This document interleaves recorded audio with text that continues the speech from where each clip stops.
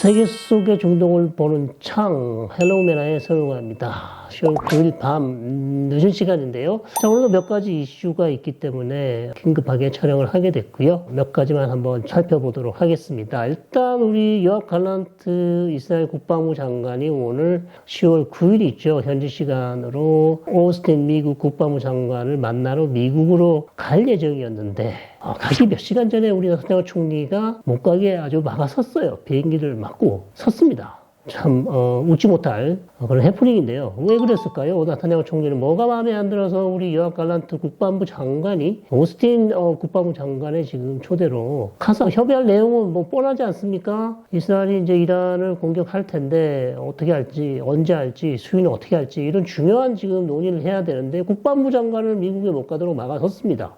이유를 들어보니까요, 나타냐후 총리가 지금 바이든 대통령과 전화 통화를 한 지 7주가 지났대요. 거의 뭐 2달이 다 됐습니다. 그 기분이 엄청 나쁜 거죠. 바이든 대통령이 이렇게 중요한 시국에 나한테 통화도, 내 전화도 안 받고 나타냐후 총리의 전화도 안 받고, 그러니까 삐져가지고요. 일단 국방부 장관, 요압 갈란트가 미국 가려면 바이든 대통령이 나한테 먼저 일단 전화를 한번 해달라. 이렇게 요청을 했고요. 실제 지금 현재 밤늦게 아마 바이든 대통령과 나타냐후 총리가 통화를 하고 있는 것으로 그렇게 지금 보도되고 있고요. 아마 이 통화 끝나면 아마도 갈란트 국방부 장관이 미국을 갈 것 같고요. 다만 이제 욤키푸르가 얼마 안 남아서 욤키푸르 대속죄일이 지난 다음에 아마 미국으로 건너갈 그런 예정인 것 같습니다. 여하튼 미국의 국방부 장관이 이스라엘 국방부 장관을 보고 싶다고 불렀는데 가지를 못하고 지금 공항에서 멈추는 웃지 못할 해프닝이 지금 벌어지고 있고요. 나타나후 총리는 오히려 지금 최근에 트럼프 대통령과 전화 통화를 했다고 합니다. 그래서 이제 총리실에 물어보니 아니 바이든 대통령과 전화 통화를 못 하신다고 상대방 후보 즉 공화당의 후보 트럼프 대통령과는 전화 통화를 어떻게 하게 됐냐 물어봤더니 아니 트럼프 대통령이 전화 통화를 하고 싶다. 그래서 뭐 어쩔 수 없이 했다. 이렇게 이제 해명을 했다고 하는데요. 무슨 내용이었냐 하니까 뭐 최근에 헤즈볼라 공격 축하한다. 잘하고 있다. 뭐 이런 얘기를 들었다고 합니다. 그래서 상당히 의심스러운 눈치로 지금 바라보고 있어요. 나타냐후 총리의 그 행보가 왜냐하면 계속 전쟁을 이어가고 헤즈볼라의 전쟁도 계속 격화되고 있고 자 이런 모든 것들이 사실상 누구한테 어느 후보에 도움이 됩니까? 민주당 후보에 도움이 됩니까? 공화당 후보에 도움이 됩니까? 네, 해리스 후보한테는 결코 득이 되는 게 별로 없습니다. 오히려 실이 될 수밖에 없죠. 그래서 트럼프 대통령을 지금 뭐 밀어주기 위한 어떤 선거 캠페인을 벌이는 게 아니냐라는 그런 의심이 들 정도로 나타냐후 총리가 지금 전방위적으로 총리가 지금 전쟁을 계속 이어가고 있다라는 이제 비판하는 사람들도 있는데요. 물론 이것이 뭐 전부는 아닙니다. 지금 이스라엘이 전쟁을 벌이는 이유는 이 외에도 다양한 이유들이 있기 때문에 꼭 그것만 콕 집어서 그것 때문에 전쟁하는 거 아닌가라고 생각하시면 안 되고요. 물론 이스라엘 입장에서는 지금 승기를 잡았거든요. 탄력을 받았어요. 이란의 저항의 축을 이번 기회에 반드시 어느 정도 개면을 시켜야 되겠다라는 그런 생각을 할 수밖에 없는 상황이에요, 지금. 특히 이제 하마스 거의 이제 뭐 1년 동안 전쟁을 하지 않았습니까? 어느 정도 무장 세력을 잡았다. 이렇게 생각할 수 있는데요. 계속해서 하마스는 재조직되고 있고요. 어제도 또 이스라엘 군이 가자지구 북쪽에 있는 저발리아 난민 캠프 다시 들어갔습니다. 거기 또 하마스가 재조직이 돼서 다시 게릴라전을 벌이러 다시 들어갔고요. 그래서 이런 이제 지지부진한 이런 전쟁이 가자지구에서는 계속될 것으로 보이고요. 사실상 이스라엘군은 지금 가자지구에서 나올 생각이 별로 없는 걸로 그렇게 알고 있고 나타냐후 총리도 그렇게 계획을 하고 있는 걸로 알고 있습니다. 제가 이미 이스라엘군이 내년에도 가자지구에서 주둔할 가능성에 대비해서 모든 계획을 지금 만들고 있다. 이렇게 말씀을 드렸고 현재로서는 그럴 가능성이 상당히 높아 보인다. 이렇게 말씀을 드리겠습니다. 그리고 헤즈볼라와의 전쟁도 사실상 단기간에 끝나기는 조금 어려워 보입니다. 지금 현재로서는 뭐 알 수는 없으나 상당히 길어질 가능성이 있고요. 특히 이제 오늘 나온 보도는 나임 까셈 즉 헤즈볼라 지금 부사무총장이죠. 거의 지금 헤즈볼라 지도부가 거의 다 붕괴되어 있는데요. 헤즈볼라 지도부가 거의 뭐 제거됐죠. 유일하게 지금 살아남은 사람이 이 사람인데 헤즈볼라 지금 사무총장직을 이어받을, 즉 하산 나스랄라 이후에 이어받을 사람도 지금 사피 알딘도 아마 이스라엘의 공격에 사망한 것으로 보이고, 그래서 지금 나임 가셈이 인터뷰를 통해서 무조건적인 휴전을 우리 원한다라고 이제 선언을 하면서 휴전되는 것이 아닌가라는 그런 보도가 나면서 혹시나 했는데 역시나죠. 휴전될 가능성은 좀 낮고요. 왜냐하면 조건 자체가 맞지 않습니다. 헤즈볼라는 지금 무조건적인 일단 선후전 후 대화를 요구하고 있습니다. 후 협상. 그러니까 이제 휴전을 하고 나면 이제 정전으로 가야 되고, 그렇게 되면 이스라엘과 이제 협상을 해야 되는데 그 협상 내용이 아무것도 없어요. 그냥 본인들이 어떻게 하겠다. 예를 들어서 뭐 리타니강 북쪽으로 우리 완전히 넘어가겠다. 그 다음에 더 이상 공격을 하지 않겠다라든지, 아니면 유엔 결의안 1701호, 즉 리타니강 남부 쪽에는 어떠한 무장 세력도, 즉 레바논 정규군과 뭐 유엔군 말고는 들어가지 않는다. 이걸 준수하겠다. 또는 헤즈볼라가 무장 해제하겠다. 절대 이제 헤즈볼라가 무장 해제한다고 하지는 않겠죠. 그래서 여러 가지 이런 조건들이 있는데 이런 부분에 대해서는 전혀 얘기가 없고, 일단 먼저 휴전하겠다는 것은 지금 헤즈볼라가 상당히 어려운 처지에 있다라고 판단이 됩니다. 이스라엘의 기습 공격 이후에, 특히 이제 삐삐 공격 이후에 계속해서 이스라엘이 헤즈볼라 정신을 차리지 못하도록 지도부를 제거하고, 그 다음에 무기고, 숨겨놓은 무기고라든지 다양한 시설들을 계속해서 공습을 하고 있고, 안타깝게도 레바논의 많은 주민들이 지금 사망하고 있습니다. 정말 이런 일이 다시 일어나서는 안 되고요. 이스라엘도 정말 이런 식으로 전쟁하는 것은 저는 옳지 않다고 봅니다. 민간의 피해가 너무 많이 나고 있고요. 가자 지구도 마찬가지입니다. 그래서 휴전 얘기가 나오고 있지만은 사실상 이스라엘의 입장은 단호해 보이고요. 강경합니다. 지금 계속해서 가자 지구도 마찬가지지만 헤즈볼라 밀어붙일 것 같고요. 오늘 또 10월 9일 지금 이스라엘 북부 갈릴리, 하이파, 특히 뭐 기리앗 시몬에 제일 북쪽이죠. 거기 지금 로켓이 뭐 최소 100발 이상이 떨어졌습니다. 헤즈볼라가 쐈고요. 카투샤 로켓이죠. 그 요격하기가 상당히 쉽지 않습니다. 왜냐하면 채공 시간이 되게 짧기 때문에 오히려 가스함 로켓보다 더 지금 요격하기가 어렵지 않나 이렇게 보이는데요. 이미 2명이 사망을 했고요. 계속해서 저런 카투샤 로켓을 쏘아댄다면 이스라엘의 헤즈볼라에 대한 군사작전 수비도 상당히 높아질 것으로 보입니다. 왜냐하면 이제 전쟁이 더 격화되는 거죠. 에스컬레이션 되는 겁니다. 왜냐하면 하루에 100발씩, 200발씩, 300발씩 계속 이렇게 쏘게 되면 사실 이스라엘 북부 지역, 갈릴리 지역, 뭐 하이파 지역, 이쪽 지역이 마비가 될 수 있습니다. 거의 이스라엘 주민들이 살 수가 없죠. 예를 들면 2006년 같은 경우 이스라엘이 헤즈볼라와 제2차 레바논 전쟁 당시 사실상 북부에 있는 지역 주민들을 다 중부로 이주를 시켰거든요. 전쟁하기 전에요. 그래야만 헤즈볼라가 쏘는 카투샤 로켓에 피해를 덜 입기 때문에 인명 피해를 줄이기 위해서 아예 초반부터 대피를 시켰습니다. 근데 지금 이스라엘 대피한 숫자는 거의 아주 최북단에 있는 마을만 7만 명, 8만 명, 많게는 10만 명이 되지만 그 밑에 그 남쪽에 있는 하이파나 이쪽 지역 주민들은 아직 쯔팟이나 하이파 이쪽 지역은 주민 대피가 아직 안 된 걸로 알고 있습니다. 그래서 만약에 이렇게 이제 계속 격화되면 아마도 저는 추가적인 이스라엘 국민 주민들 대피 소개력이 나올 가능성이 상당히 높고요. 계속해서 인명 피해가 늘어나면 이스라엘로서는 그렇게밖에 할 수 없는 다른 대안이 없어 보입니다. 그리고 최근 이제 워싱턴 포스트에서 삐삐 사건에 대한 전말이 다시 보도가 아주 크게 났는데요. 그 보도를 보시면 역시나 이스라엘이 삐삐 작전을 전격적으로 개시한 것은 이미 계획했던 것이 아니라 헤즈볼라 대원들이 삐삐가 수상하다. 그래서 자체 검사도 해보고 자체 검사로는 특이한 점을 발견하지 못했지만 삐삐 샘플을 이란으로 보내서 이미 정밀 검사를 받아보려는 그런 움직임을 보였고 그것을 알게 된 이스라엘이 전격적으로 삐삐를 터뜨렸다는 그런 보도가 났고요. 삐삐는 아마 작년 정도에 폭탄을 심었다는 얘기가 나오고 있고 삐삐 말고 또 다른 통신망이죠. 워키토키 같은 경우는 이미 2015년 아주 오랜 기간 워키토키에 대한 공작에 들어가 있었다. 다만 작전을 하지 않았을 뿐이죠. 그래서 사실 삐삐 작전의 전말은 이미 처음부터 이스라엘이 정밀하게 계획된 것이 아니었다. 언제라도 쓸 수 있는 그런 기회는 있었지만 급히 삐삐를 터뜨릴 수밖에 없었던 이유는 발각될 우려가 있었기 때문에 이스라엘로서는 작전을 할 수밖에 없었던 것이고 그것이 이제 까마귀 날자 배 떨어지듯이 이 작전이 아주 주요하면서 그 이후에 이스라엘이 계속해서 헤즈볼라를 밀어붙이면서 사실상 헤즈볼라가 상당히 이제 코너에 몰리면서 이제 어려워진 것이죠. 그래서 이스라엘이 승기를 잡고 계속해서 지금 헤즈볼라를 몰아붙이고 있는 그런 상황이라고 말씀드릴 수 있겠습니다. 자, 그리고 이제 우리가 가장, 여러분들께서, 그리고 저도 가장 궁금한 것이, 과연 이스라엘이 이란을 언제, 어떻게 때릴 것이냐.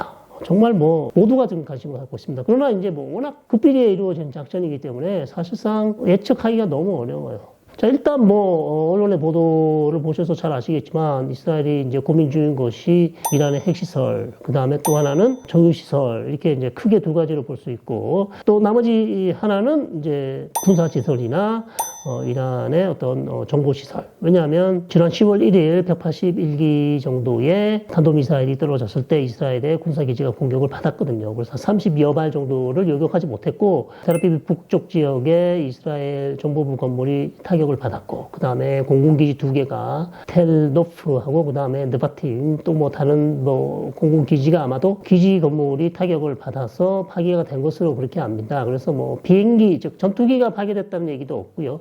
인명 피해가 있는 것은 없다라고 얘기가 나오고 있습니다. 그래서 그러나 어쨌든 다 막기는 어려웠다. 그래서 결국 허점이 있는 것이고, 이것은 이제 이란도 계속해서 여러 차례 이제 2번이나 쐈기 때문에 어떻게 하면 이스라엘 요금망을 뚫을 수 있을까를 계속 연구를 하고 있거든요. 그러면 다음 이제 3차 공격에는 더 새로운 탄도미사일 아니면 새로운 시차, 다양한 테스트를 통해서 이스라엘의 요금망을 뚫을 방안을 찾을 것으로 그렇게 예상이 됩니다. 어쨌든 이스라엘은 그래서 정유시설은 때릴 가능성이 이제 원전시설보다 높죠. 왜냐하면 원전시설은 일단 너무나 많이 퍼져 있고요. 그리고 100m 지하에 만들어 놓은 핵 원전시설을 때리려면 미국이 제공해주는 벙커버스터 1000kg짜리 이상 되는 거, 큰 거 있죠. 제일 큰 거. 이게 있어야 되거든요. 이제 그게 지금 이스라엘에 있는지 확인이 안 되고요. 또 미국이 제공해 줄지 안 줄지 알 수도 없는 상황이고, 미국은 일단 바이든 대통령이 이미 말하지 않았습니까? 원전시설 공격은 참아달라. 하지 않을 것이다. 이렇게 얘기를 했는데요. 이스라엘이 약속한 건 없다고 지금 보도가 계속 나오고 있긴 합니다. 그리고 원전시설이 한 곳에만 있는 게 아니고, 포르도, 나탄즈, 이스파한, 테헤란도 있고요. 다양한 곳에 지금 있기 때문에 이곳을 이스라엘이 다 때리기는 사실상 어렵다. 그러면 한두 개만 때리고 말 것인가. 여러 가지 이제 테크니컬한 기술적인 어려움도 있고요. 그 다음에 사실 때린다 그래서 어떤 큰 효과가 있나. 이런 생각도 듭니다. 왜냐하면 이스라엘이 만약에 이제 때리면 예를 들어서 이란의 핵 개발 속도를 한 1년 정도, 1년 반 정도 늦춘다고 친다면 어차피 이제 또 시간 지나면 또 이란이 마음만 먹으면 핵 개발로 갈 것이고, 그 핵 테스트, 즉 핵 개발하면서 얻은 지식은 사라지지가 않습니다. 사람 머릿속에 있는 것이고. 그런 지식을 잘 보존하고 있기 때문에 시간 문제이다. 시간만 약간 늦출 뿐이다. 그리고 약간의 시간을 늦추는 그걸 위해서 너무나 큰 비용을 치러야 될 수밖에 없기 때문에 그게 과연 비용 대비 효과 봤을 때 그렇게 할 필요가 있냐라는 그런 반대하는 사람들 대부분 그렇게 얘기합니다. 완전히 제거하지 못한다면 할 필요가 없다는 거죠. 왜냐하면 그에 따른 대가가 너무 크기 때문에. 어떤 대가가 있을까요? 이스라엘 측에서도 그렇게 생각합니다. 만약에 이스라엘이 이란의 핵시설을 공격하면 이란이 NPT를 탈퇴할 가능성도 있고 탈퇴할 수도 있고요. 오히려 이란의 핵무기 개발을 더 가속화시킬 수 있다. 왜냐하면 이란이 그걸 빌미로 삼을 수 있죠. 봐라, 내가 핵무기 개발을 하지 않는다고 여러 차례 얘기를 했고 우리는 어느 정도 준수를 잘 했고, 실제로 2018년 트럼프 대통령이 일방적으로 핵 합의를 탈퇴하기 전까지만 해도 우리는 오바마와 같이 맺었던 핵협정 JCPOA를 정말 잘 지키고 있었는데 트럼프가 일방적으로 탈퇴하지 않았냐. 우리는 잘못한 게 없다. 자, 이런 상황에서 이스라엘이 우리 핵시설을 때렸기 때문에 우리로서는 이제 더 이상 또다시 이스라엘의 이런 공격을, 이런 무참한 공격을 받기 싫다. 그러면 우리가 할 수 있는 건 뭐냐? 여전히 이제 남은 옵션은 핵 개발로 가겠다는 것이죠. 그렇게 선언하면서 이란이 오히려 우리는 이제 이스라엘의 공격도 받았고 우리는 여러 차례 우리의 결백함을 증명했는데 아무도 인정하지 않으니 우리는 오히려 핵 개발로 가야 되겠다. 그리고 강경파의 손을 들어줄 수밖에 없어요. 강경파 쪽에서 계속해서 지금도 이란 언론 어떤 강경파 신문들, 특히 뭐 혁명수비대 관련 뭐 자반이라든지 뭐 케이한 이런 신문들 있죠. 이런 신문들 쪽에서는 계속해서 이란의 핵 독트린을 바꿔야 된다.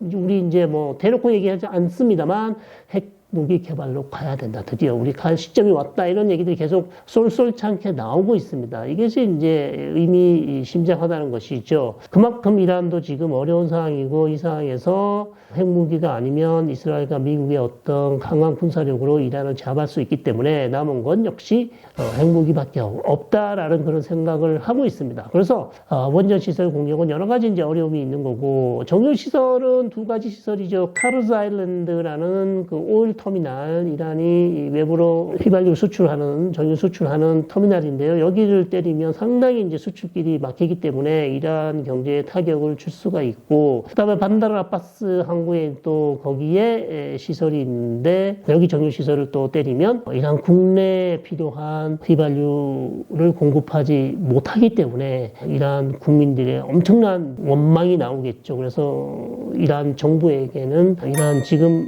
집권 세력에게는 상당히 큰 타격이 될 수밖에 없습니다. 그래서 그 두 가지가 아마 주요 시설인데요. 이건 역시도 쉽지 않다. 만약에 이렇게 때리게 되면 국제 유가가 엄청나게 뛸 가능성이 있습니다. 이란이 뭐 그렇게 많은 수출을 하지 않습니다만 차지하는 비중이 아주 작습니다. 10% 미만, 뭐 3%, 4%밖에 안 되는데 유가라는 게 워낙 민감한 것이고 이란이 수출하는 뭐 중국의 물량이 줄기 때문에 어쨌든 또 심리적으로 이스라엘이 정유시설을 때리면 이란하고 이스라엘에 전면전 가는 거 아니냐. 그러면 또 미국이 개입해야 되고 그러면 이게 뭐 중동 지역에서 완전히 엄청나게 큰 전쟁이 일어날 것이다 라는 그런 심리적인 압박이 오기 때문에 유가가 뛸 수밖에 없다는 것이죠. 물리적인 것보다는 오히려 심리적인 영향이 더 크다는 겁니다. 그래서 유가가 뭐 150에서 200불 간다 뭐 이런 저런 얘기들이 나오고 있습니다. 그래서 이건 역시도 미국에게는 상당히 악재다. 특히 이제 선거를 이제 한 달밖에 안 남았는데요. 해리스 후보에게는 정말 악재입니다. 이렇게 되면 도대체 민주당이 중동 정책에서 한 게 뭐 있냐? 전쟁 하나도 막지 못하고 계속 확전되고 있는데 현 민주당 즉 바이든 대통령이 아무것도 한 게 없다라는 그런 비판에 직면할 수 있기 때문에 대단히 이제 어려운 것입니다. 그리고 남은 세 번째 옵션은 역시 군사시설이라고 했습니다. 이것은 뭐 기본으로 깔고 가지 않을까. 탄도미사일 시설이라든지 뭐 드론 시설이라든지 이런 것을 공격할 가능성이 상당히 높아 보이고요. 자, 바이든 대통령이 또 최근에 보도가 난 것을 보면 아랍 국가들과 함께 이란과 어떤 협상을 하고 있다. 즉 전격적으로 어떤 지금 중동 지역에서 벌어지고 있는 가자지구, 헤즈볼라, 그 다음에 뭐 이라크에 있는 시아파 민병대 이런 모든 세력들이 다 휴전할 수 있는 아주 큰 합의를 구상하고 있다, 협상 중에 있다라는 보도가 났습니다. 물론 이스라엘이 직접 여기에 관여하지는 않고요. 아랍 국가를 통해서 아마 중재를 하고 있는 것으로 알려져 있는데 이스라엘도 이런 협상이 이루어지고 있다는 것을 인지를 하고 있다고 얘기를 하고 있고요. 이스라엘의 입장을 아직 전해 주지 않았다고 합니다. 그러나 어쨌든 바이든 대통령이 최악으로 가는 파국국, 즉 이스라엘과 이란 간의 전면전, 그렇게 되면 미국이 또 어쩔 수 없이 개입하게 되는 그런 전쟁을 막기 위해서 다각도로 노력을 하고 있다. 음으로 양으로 노력을 하고 있다는 그런 이제 보도가 난 것이죠. 그러나 성공 가능성은 뭐 알 수가 없습니다. 어느 정도 지금 협상이 되고 있는지 알 수 없고요. 그러나 지켜봐야 되는 그런 상황이고요. 헤즈볼라가 지금 계속해서 이스라엘에 대한 공격력이 좀 떨어지지 않냐 이런 얘기들이 많이 나오고 있습니다. 이게 이제 이스라엘 쪽에서 하는 얘기는 지도부가 완전히 제거됐기 때문에 체계적인 공격하기가 어려울 것이다. 이런 얘기들 분석이 하나 있고요. 두 번째는 아니다. 이란이 적극적으로 말리고 있다. 헤즈볼라가 지금 아주 힘든 상황이지만 최악의 파국을 막기 위해서 여전히 이제 텔아비브 도시나 텔아비브 이하를 때릴 수 있는 정확도가 높은 탄도미사일이나 로켓이 있거든요. 근데 이거 사용하지 않고 있다. 이렇게 보고 있습니다. 그래서 두 개의 지금 설명이 나오고 있다고 말씀드렸죠. 하나는 참고 있다. 또 하나는 아니다. 공격할 능력이 없다. 자, 그런 상황에서 이제 헤즈볼라 지금 2인자가 사실상 휴전하겠다고 들고 나왔기 때문에 헤즈볼라가 힘든 것은 부인할 수 없고요. 정말 힘든 상황인 거는 맞고요. 다만 이란이 계속해서 이 상황에서 헤즈볼라가 이 시점에서는 휴전하는 게 맞다고 지금 휴전을 제안한 것으로 보이고요. 그러나 이스라엘이 이것은 지금 거부를 하고 있고 그래서 당분간은 헤즈볼라와 이스라엘 간의 전쟁은 더 격해질 가능성이 상당히 높아 보인다. 이렇게 말씀을 드리겠습니다. 그리고요, 전쟁이 앞으로 어떻게 되고, 그 다음에 이스라엘은 왜 이렇게 계속해서 저항의 축과 전쟁을 하고 있는지 조금 설명을 드리면, 말씀드린 것처럼 제가, 이스라엘은 지금, 이란의 저항의 축과 전쟁을 할 수밖에 없다. 이거에 지금 너무나 좋은 기회다. 이 기회를 놓치면 언제 우리가 다시 이란의 저항의 축을 괴멸시킬 수 있겠는가라는 그런 생각에 지금 잡혀 있어요.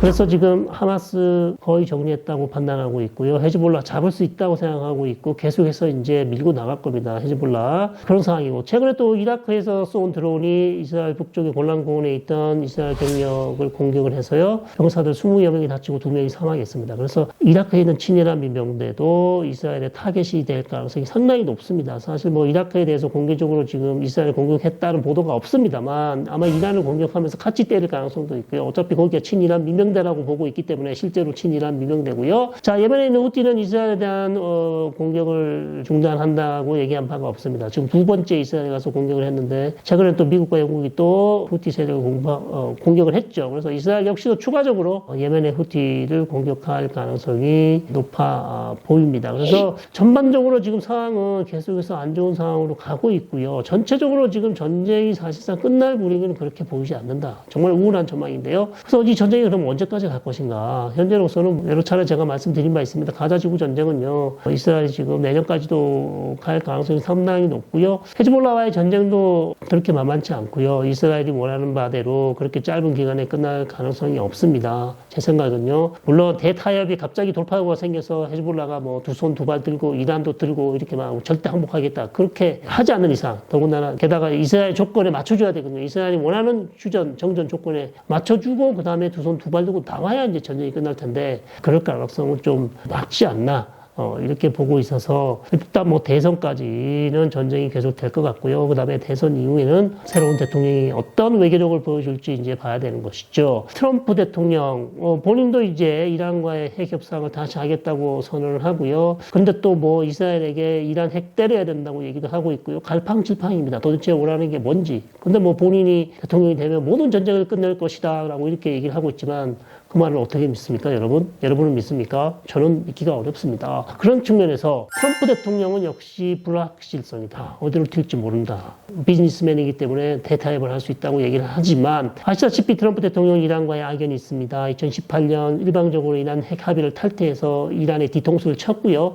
2020년 혁명수비대 대외 공작부죠. 알고도스 부대의 혁명수비대 사령관이었습니다. 고도스 부대 사령관 가셈 솔레이마니를 바그다드 공항에서 암살한 사람도 트럼프 대통령이에요. 그래서 이란이 대단히 싫어하는 대통령 중에 한 사람입니다. 물론 이란으로서도 현실적인 대안이 없다. 예를 들어서 트럼프가 당선이 되면 싫다 그래서 뭐 대화를 안 할 수는 없지 않습니까? 대화를 해야 되는 것이기 때문에 어느 정도 대화할 가능성은 있으나 과연 트럼프 대통령이 얼마나 유연한 자세를 보일지 그것은 좀 두고 봐야 될 것 같고요. 오히려 해리스 후보가 계속해서 이제 대화 타협을 얘기하고 있는데 우려되는 점은 이제 이런 외교력, 대화 타협 이런 걸 해본 적이 없어가지고 이분이 대도체 대통령이 되고 나서 정말 그런 어려운 협상 이런 것을 해낼 수 있을지 조금 이제 걱정이 됩니다만 물론 뭐 혼자가 하는 것이 아닙니다. 주변에 많은 사람들이 도와주고요. 외교 전문가도 있고요. 다른 사람들이 있기 때문에 그런 사람들의 도움을 받아서 협상을 진행해야 되는 그런 상황입니다. 그래서 해리스 후보가 되면 좀 더 협상에 진전이 있지 않을까 이렇게 예상을 할 수 있고요. 자, 페제스키안 대통령, 마수드 페제스키안 새로 당선된 이란 대통령 정말 분위기 안 좋습니다. 낙동강 오리알 아닌가. 계속해서 지금 유엔 가서 평화, 개혁, 개방, 이란 핵협상 재개합시다. 우리 서방과 친해지고 싶어요. 얘기했는데 결국 알리 카미네이 이란 최고 지도자가 IRGC 즉 강경파의 손을 들어줌으로써 이스라엘을 전격적으로 180개의 탄도미사일을 쏘면서 결국 페제스키안 대통령이 원했던 전략적 인내는 물거품으로 사라지고요. 다시 한번 이스라엘과 대결 구도가 만들어지면서 결국 페제스키안 대통령의 입지 운신의 폭은 상당히 좁아졌다. 다시 한번 이 국면이 넘어가서 잘 끝나고 나서 다시 한번 이제 개혁 개방 얘기를 해야 될 텐데 그게 얼마나 먹힐지 여기 설지 정말 알 수 없는 상황이고 일단 현 상황으로서는 페제스키안 대통령은 조금 면이 서지 않게 된 그런 상황이라고 할 수 있겠습니다. 전체적으로 한번 살펴봤습니다. 중동 지역 여전히 불안하고요. 폭풍 전야라고 할 수 있겠습니다. 이스라엘이 아직 이란에 대한 보복 공격을 하지 않겠다고 선언하지도 않았고 계속 4월달과는 다르게 분명히 강력한 신호를 보낼 것이라고 얘기를 하고 있어서 걱정이 이만저만이 아니고요. 시점 알 수 없으나 조금 더 지켜보면서 계속해서 여러분들에게 새로운 소식이 있으면 전해드리도록 하겠습니다. 자, 오늘 소식은 이 정도로 하고요. 다음 시간에 다시 뵙겠습니다. 시청해주신 여러분 대단히 감사합니다. 헬로우 매너의 서영왕이었습니다. 감사합니다.